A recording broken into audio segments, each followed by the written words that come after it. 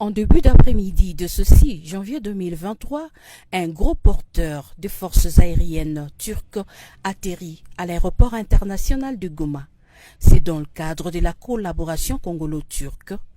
Le président de la Turquie, son Excellence Recep Tayyip Erdogan, trouve une bonne manière de dire non à l'agression de la République démocratique du Congo en dotant les forces armées de la RDC du matériel militaire très moderne. C'est pour améliorer les conditions des soldats loyalistes sur les lignes de front. Le commandant Daljik, représentant personnel du président turc, les a remis au gouverneur de la province du Nord Kivu. C'est dans un cadre de don que nous aimerions vous remettre ce papier pour formaliser cette remise. Au nom du commandant suprême des forces armées de la République démocratique du Congo et de toute la hiérarchie militaire, le lieutenant-général Constant Dumakongwa, gouverneur de la province du Nord Kivu, a réceptionné cette donation. Au nom du gouvernement congolais, au nom du ministre de la Défense nationale, et nous remercions en leur nom le gouvernement turc, son Excellence Erdogan, pour ces dons, à son homologue le président de la République du Congo, son Excellence Antoine Tshisekedi.